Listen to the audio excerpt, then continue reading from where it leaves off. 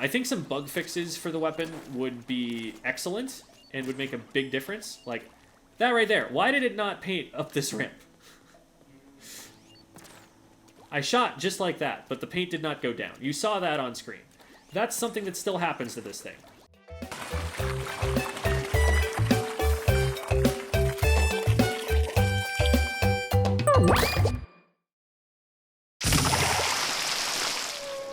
So it's the middle of ballpoint meta. I'm playing for a team that, from the very beginning, even at our tryout, said, we want to play around bamboo.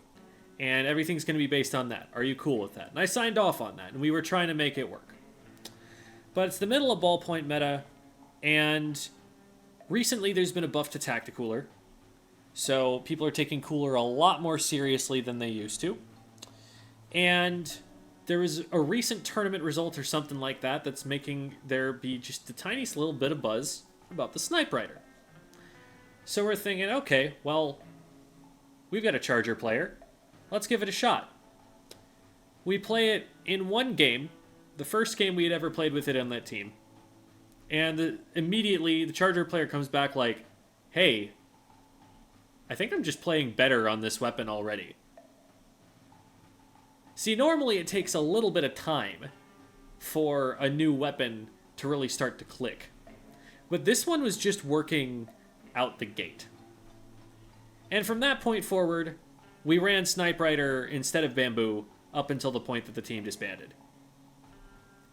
Does this new kit change that?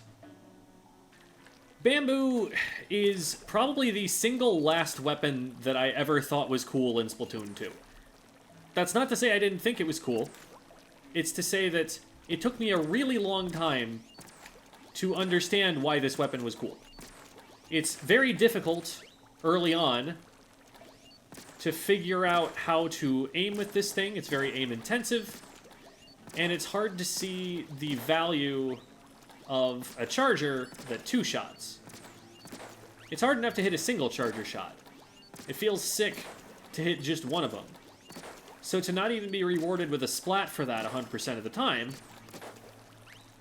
doesn't feel great if you're not hitting your shots consistently. The benefit of this fast fire rate was kind of lost on me because I didn't really have the same range as I'd had with another charger.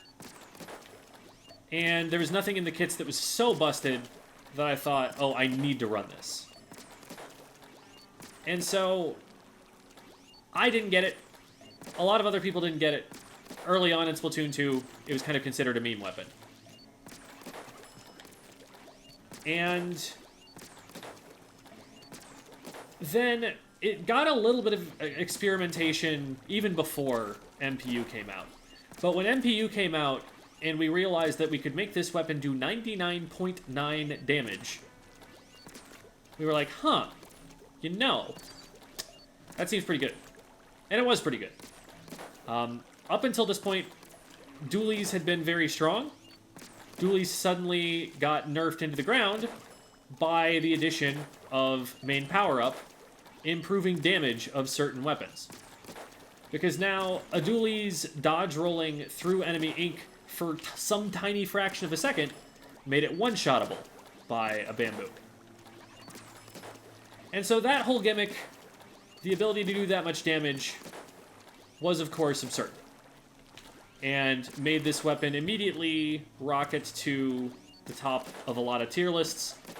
And it was strong, you know, even towards the later days of the game. But in Splatoon 3, it comes back and it doesn't have that MPU buff. They've made everyone want to run it in the first place. So now it was like, okay, solid zoning weapon at like a midline range that kind of acts like a brick wall. It's a weapon where if you try to run at it, it makes it so that you can't do that. And it's relatively forgiving, because if it misses a shot, it gets another one pretty quick. This is a pretty fast fire rate. You cannot rush something down if it's going to hit you in the first two of these shots. Because then all it needs to do is fire a really quick tap shot as you close the distance to it, and that's it. So that's something that this weapon is really good at doing. But it also had some problems, especially early on in Splatoon 3. There was a painting bug where if elevation changes over the ground you're painting, sometimes a whole bunch of the paint you're trying to put down just, like, doesn't go there. And there was some weirdness with the rumble, and there was some weirdness where a shot would just, like, randomly miss even though your aim didn't change. But I think more importantly than any of that, it didn't have MPU anymore, and its kit is decidedly mediocre. Like, you think, what does this weapon really want? Well, it's a weapon that's going to paint defensively really well. Like, these shots make it really easy to cover lines that the enemy could move through. It's not easy to rush down a bamboo. They can paint pretty effectively from pretty long range and just pretty steadily move forward knowing that there's nobody who's going to rush them down from in front. So this is one of the weapons where I feel like you don't get a lot out of an auto bomb.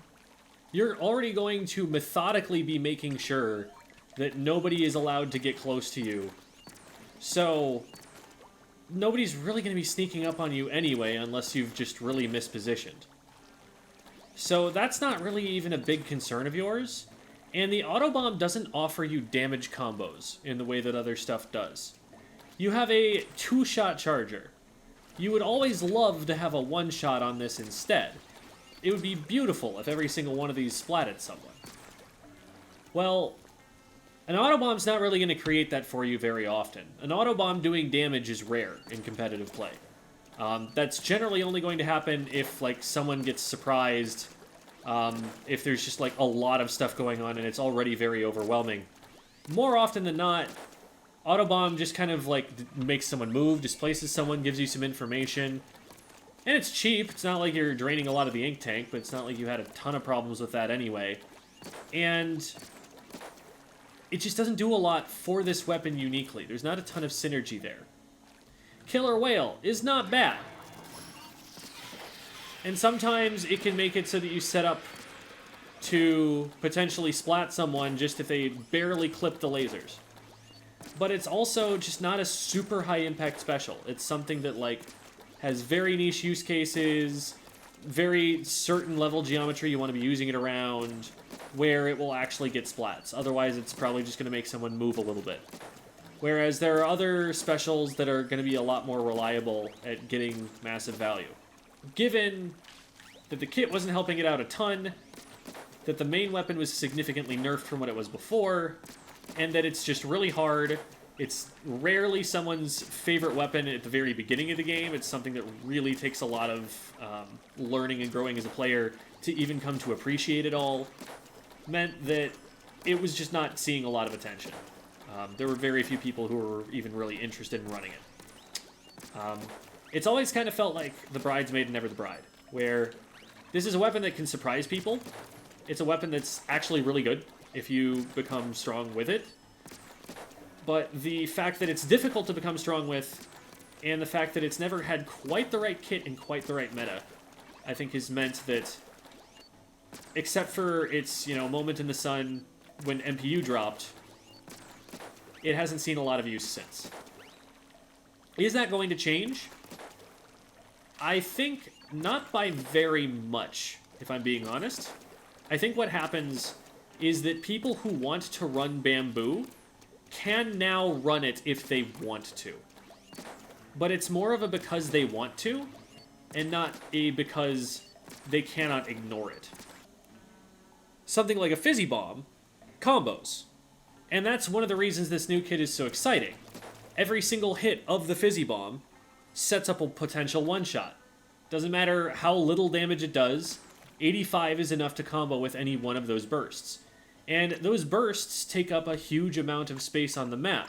So that is a lot of space that, if the Bamboozler is at a range to hit you, boom, boom, boom, anyone in this whole rectangle right here is all of a sudden one-shottable by a bamboo. That's enormous. Way, way, way, way better than the sub-weapon that it currently has. I think this could potentially be the single best Super Chump weapon in the game. Any amount of damage that Super Chump does, this can now one-shot anyone who's been hit by it. And it can fire these off and then quickly go back to having its main weapon. And the main weapon is absolutely the strong part of the kit.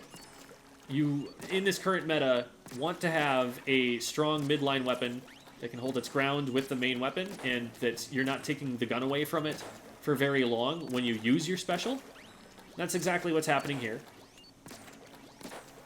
You also have the extra range so that you can fire the chumps from relatively far away, and then when they do damage, you can be in a pretty safe place just picking players off who have been damaged by them. So they have to respond to the chumps a lot more, and you're going to be able to throw a fizzy bomb in there and maybe add to the chip damage, and maybe it's just a fizzy plus a super chump that gets the job done anyway. There's a lot that this thing is going to be able to do from a very safe range that's going to be very annoying to try and push against, and I think that that's pretty strong for it. But this brings me to the question, is it going to see use at top level? And I'm still thinking, what can you do if you want to run a Snipe Rider? Because it's a very different weapon. I'm not saying it competes for the niche of the Snipe Rider, but running 2 chargers on one comp is not a thing that we've basically ever wanted to do. So I feel like it's going to be hard to run both. Which means, under what circumstances are we not going to want to run a Snipe Rider? The value of getting that many coolers is really high.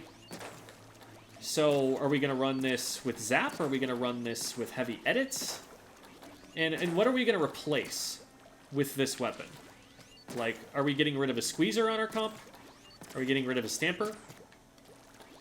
We're getting rid of a Mint Decapitator. I mean, there are a lot of really powerful specials that we're giving up on, specifically to have chumps. It's not like this can't use chumps, but can its team use chumps, as well as it can use chumps? This feels like a weapon that's going to be really good in solo queue. This feels like a weapon that is going to have people really grinding for high powers on it. People who've been on it for a long time. It feels like a weapon that's going to surprise some people. It feels like a weapon that you can see splashed into some unorthodox comps.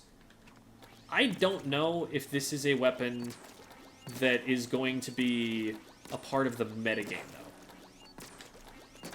We'll have to see. I think some bug fixes for the weapon would be excellent and would make a big difference. Like, that right there. Why did it not paint up this ramp? I shot just like that, but the paint did not go down. You saw that on screen. That's something that still happens to this thing. It's been happening since the beginning, it's been documented, and Nintendo has just not figured out what to do about it or thought it was important enough to fix. I want to give QA testers the benefit of the doubt. I want to believe that this is something that they know about and just it hasn't been enough of a priority. But also, it's been such a long time. This feels like something that it should not take literally the entire game's lifespan to fix. I want to believe. I want to think it's going to be cool.